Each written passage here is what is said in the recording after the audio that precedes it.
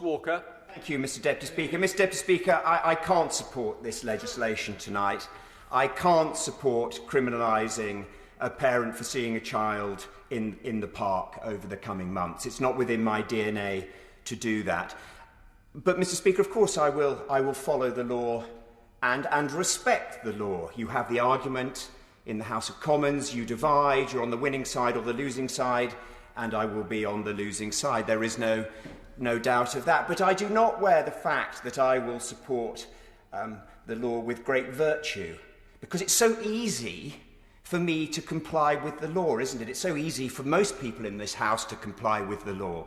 We're comfortably off. We live in nice houses. We have gardens. We have outdoor spaces. We have access to family.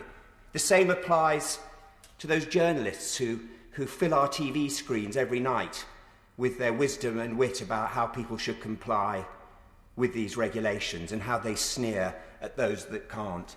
But Mr Speaker, Mr Deputy Speaker, the next 3 months are going to be really, really hard for a lot of people who don't have my advantages, my advantage of a monthly salary, a monthly pension payment.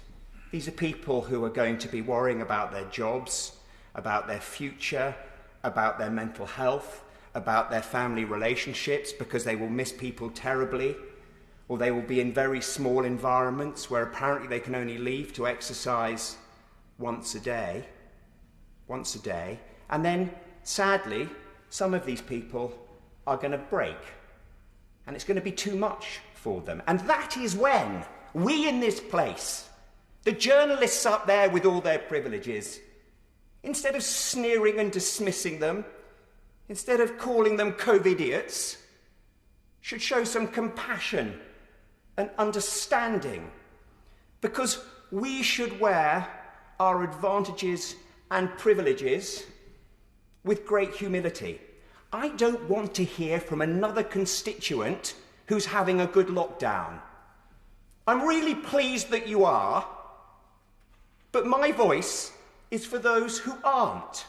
For those of my friends and neighbours and constituents who are struggling day in and day out, whose mental health is not in a healthy state, but has deteriorated, who are wondering how over the next few months, in the middle of winter, they are going to cope with this. So in my remaining remarks, can I just ask colleagues, can I just ask people out there who are so fortunate to show some compassion and understanding for those who are not so fortunate? Video link.